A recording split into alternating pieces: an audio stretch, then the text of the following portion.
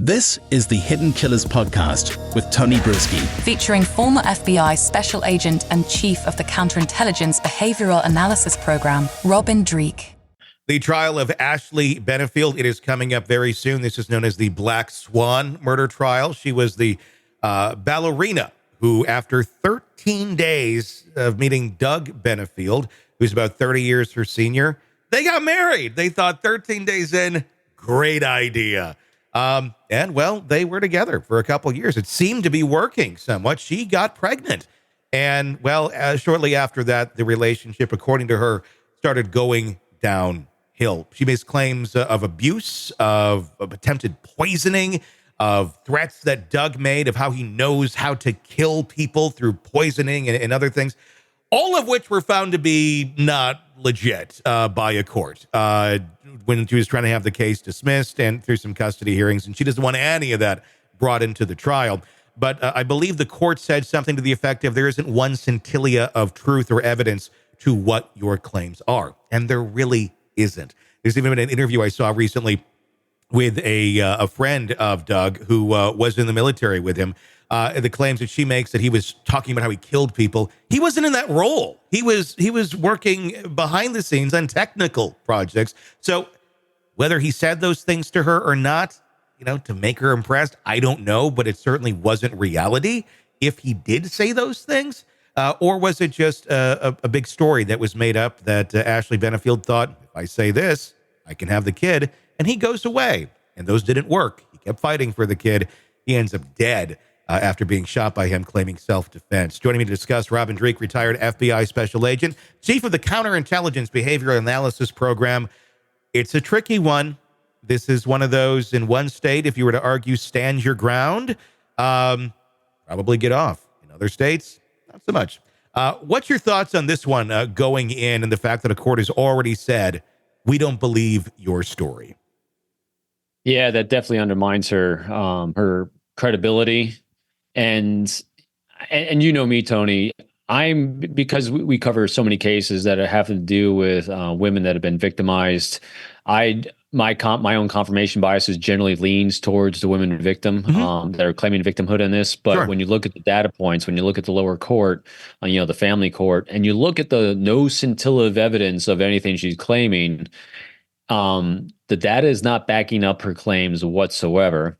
You look at the child custody issues, and as we've seen so many times, it either manifests in a spouse killing another spouse or a hitman being hired, that we've seen many times also.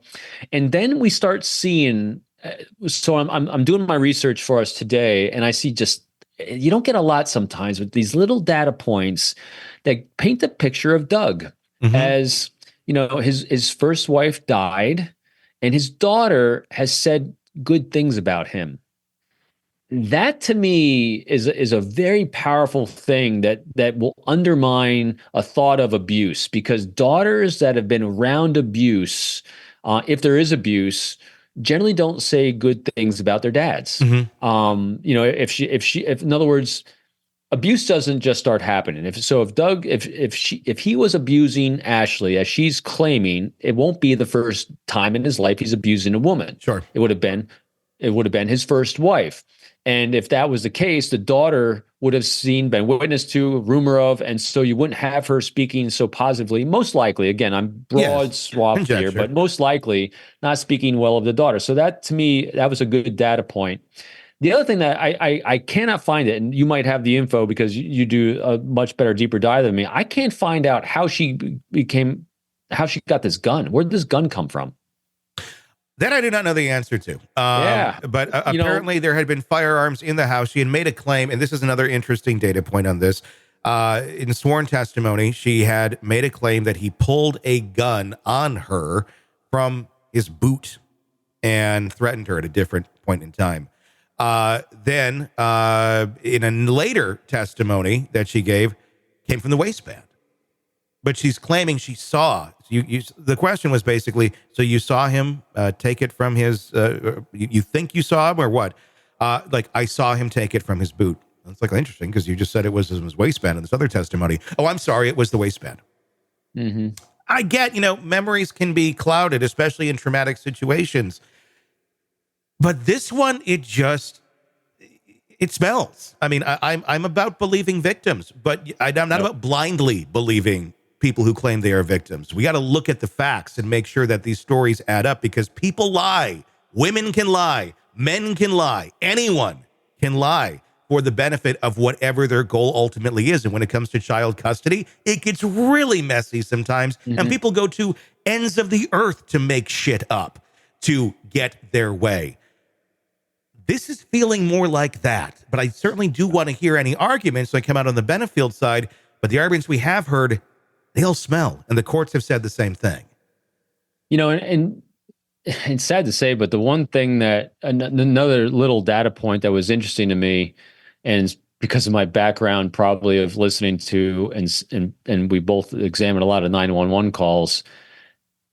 The fact that she didn't make the 911 call, but had the neighbor make the 911 call, I don't give her a lot of credibility, a lot of credit necessarily because of her lack of experience in probably killing someone. But if you're going to try to cover your tracks, the best thing to do is have someone else make that 911 call, because you will have a lot of bad leakage on yourself if you're actually the murderer, or, if you actually make that 911 call, because 911 calls are used against the person making them in a lot of cases. A lot of times the person making the 911 call in a murder case is the one who actually committed the murder. Yeah. There's a lot of data leakage in there. So the fact that the neighbor made the call, granted, the likelihood and probability she consciously did that, again, is probably low, but it struck me as like, that was a good move.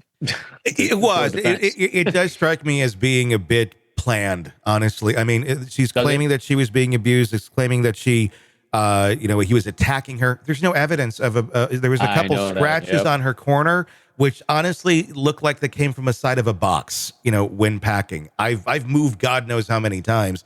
And you move around, you got boxes stacked. And if you're around, it's easy to get scratched by a box. And that's really what it looks. It does not look like any sort. It does not look like a hand. It doesn't look like a bruise. It doesn't look like anything that would be evident of some sort of abuse. And I'm not saying that couldn't have happened, but I'm saying the evidence is not there for what she's claiming had taken place. They did examine her, and they didn't find bruises. They didn't find any evidence. Just those couple scratches.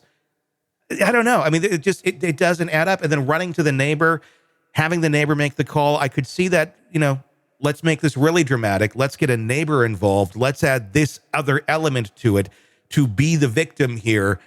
I don't know. I mean, I don't know. There's so many elements of this that just don't seem to add up. I'm not willing to say that she's innocent or guilty yet. I want to hear it in court. But if we're just looking at the pieces that exist right now, this one's not very consistent. I'm going to, every now and then I come up with a phrase for you. Let's go for it. This one, we got a lot of data gaps. We do. A lot of data gaps. The data gap trial of Ashley Benefield. We will see as this gets underway later this month. You bet. Sick of the ads? We are too. Start listening with no commercials now and get access to all of our episodes in advance of everyone else. Become a True Crime Today Premium Plus subscriber on Apple Podcasts. Search True Crime Today Premium Plus on Apple Podcasts or go to our podcast page and sign up now. True Crime Today Premium Plus. Sign up now.